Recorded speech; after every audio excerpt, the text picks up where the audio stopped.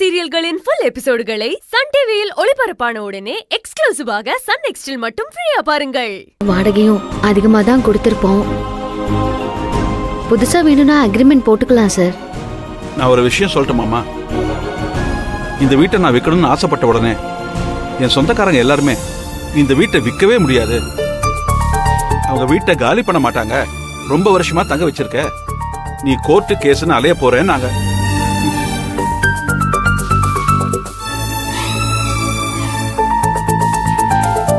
அவங்க சொல்றதுலயும் தப்பு இல்லம்மா.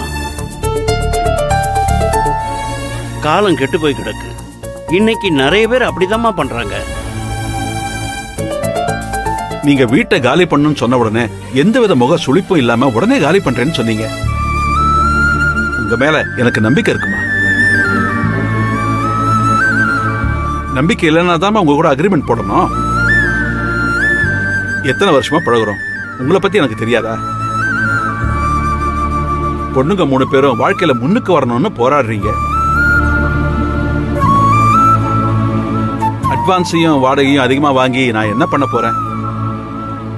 அக்கா தங்கச்சி 3 பேரும் நல்லா சம்பாதிச்சு சொந்த வீடு வாங்கின பிறகுதான் இந்த வீட்டை விட்டு வெளியே போகணும்.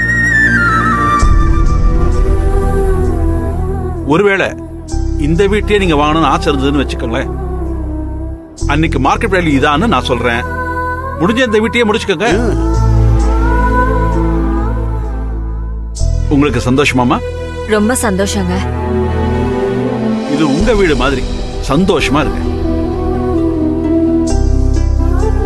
வழக்கம் போல வீட்டு வாடகை பணத்தை இவர்கிட்டே கொடுத்துருங்க. இந்த உதவியை நாங்க என்னைக்குமே மறக்க மாட்டோம் சார். பரவாயில்ல விடுமா, உன் வீட்டுக்கார செல்வத்தை நான் ரொம்ப விசாரிச்சேன்னு சொல்லு.